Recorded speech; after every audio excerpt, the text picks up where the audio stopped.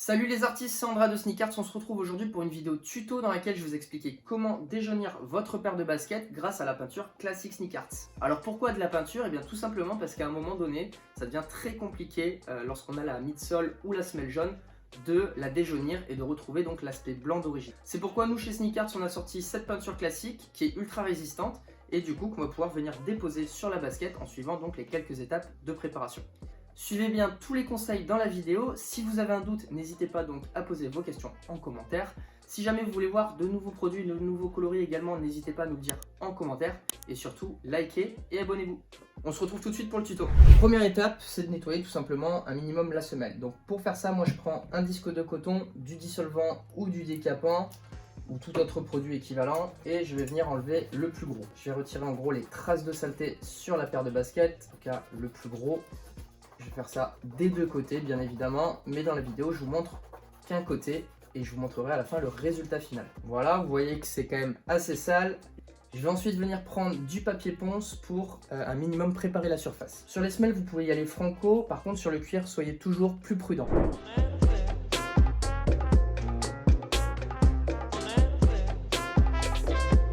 Forcément, une fois qu'on a passé le papier ponce, hop, on voit qu'il y a de la poussière, donc on va venir dégraisser. On reprend donc un disque de coton, du dissolvant et on va enlever toute la partie poussière qu'on vient de créer. Hop. Et j'enlève donc les traces de poussière. Hop, on voit les traces de saleté. Vous voyez que même après avoir nettoyé, poncé tout ça, la semelle donc reste jaune et la semelle reste sale. C'est pourquoi donc la peinture Sneakarts va vraiment vous permettre de retrouver l'effet blanc d'origine. J'ai nettoyé, dégraissé, c'est un peu humide, je vais laisser sécher. Donc je peux venir avec le sèche-cheveux sécher plus rapidement et je vais venir ensuite appliquer mes 2 à 3 couches de peinture classique. Mon support est sec. Pour vérifier, c'est très simple, je prends mon doigt et je vais venir regarder si j'ai pas de résidus de poussière. C'est pas le cas, c'est nickel. On peut maintenant attaquer donc la peinture. Pour la peinture, je vais utiliser donc la peinture classique Sneakarts. Elle est ultra résistante et donc c'est la plus adaptée. Je vais appliquer 2 à 3 couches et ensuite je vais également appliquer 2 couches de vernis. Comme pour le cuir, vous venez appliquer de fines couches.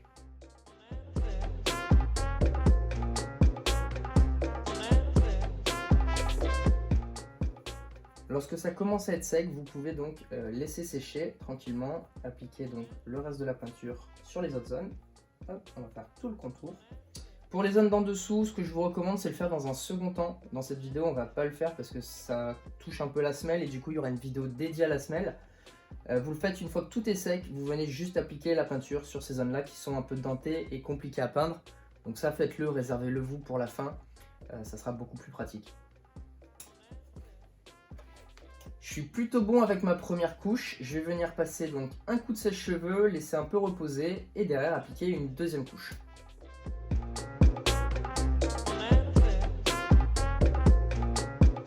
Hop, je vais venir donc appliquer ma deuxième couche.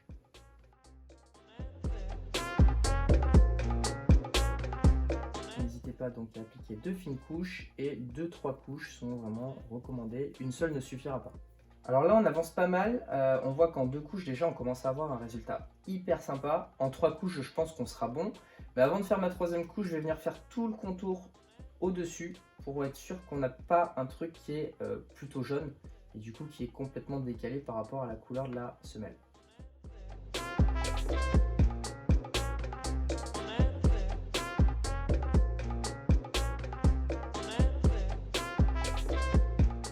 A noter que c'est pas grave si la peinture du coup vient se déposer au-dessus puisque la peinture marche également sur le cuir. Soyez juste prudent de ne pas avoir des gros pâtés qui se déposent ici. Donc moi je suis un peu loin de la paire de basket, n'hésitez pas vous à être complètement la tête devant pour être sûr de n'oublier aucun espace. On voit qu'on est plutôt pas mal, je vais faire le reste hors caméra et je vais venir donc appliquer une troisième couche devant vous pour vous montrer donc le résultat final juste après. Ça y est, c'est sec, je vais venir donc appliquer une troisième couche. Je pense que ça sera la dernière alors que c'était hyper sale. Et derrière, je viendrai appliquer du coup mon vernis.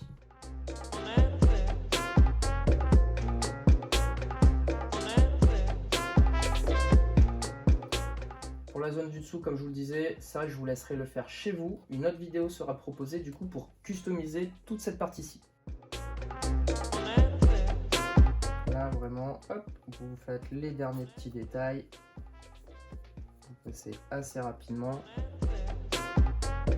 On voit que là c'est complètement uniforme. C'est vraiment super stylé. Je vais faire l'autre côté également. Ah, là j'ai fait une bêtise, j'ai touché avec mes doigts l'arrière, donc je vais venir le rattraper. Petite boulette qu'on voit du coup sur YouTube mais pas sur les autres réseaux. Et voilà, c'est terminé pour la troisième couche. Je vais sécher au sèche-cheveux et ensuite je viendrai appliquer le vernis.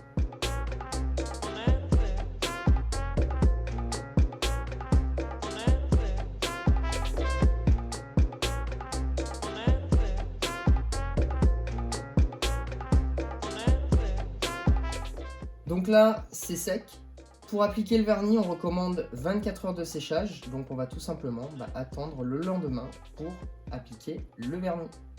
On se retrouve 24 heures après avec un vernis. On va appliquer 2 couches. Donc moi, je prends le vernis mat pour contrebalancer le brillant de la classique. Vous prenez un pinceau épais de préférence. Donc ici, je vais prendre le numéro 12 Sneak Arts pour pouvoir badigeonner assez rapidement. Hop. Je prends quelques gouttes seulement et je vais venir vernir ma paire en effleurant tout doucement.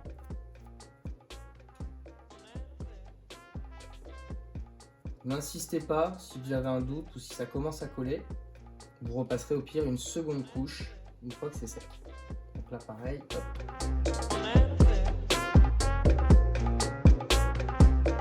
Je vais venir passer un coup de sèche-cheveux et je vais appliquer donc ma deuxième couche de vernis.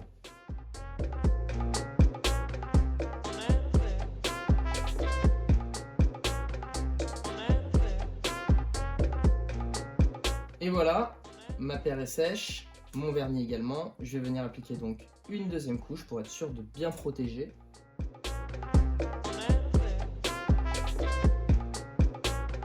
Ce que vous pouvez vous dire, c'est que du vernis, il n'y en a jamais de trop. Il faut juste les appliquer en fine couche et éviter de revenir dessus si ça commence à devenir un peu trop collant. Si vous souhaitez avoir une résistance encore plus folle sur les semelles, vous pouvez, si vous le souhaitez, appliquer une couche de vernis brillant et ensuite venir appliquer des couches de vernis mat successivement pour retrouver donc l'effet matifié que vous souhaitez.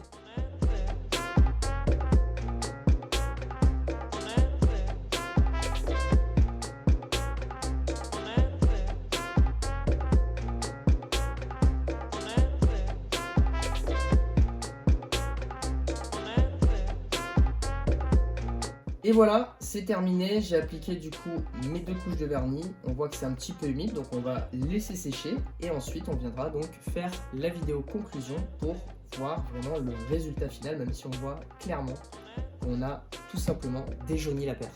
Et voilà, c'est terminé pour la vidéo rénovation de la midsole. Si cette vidéo t'a été utile, n'hésite pas à liker, à t'abonner. Et surtout, si tu as la moindre question, n'hésite pas à la mettre en commentaire. Salut tout le monde!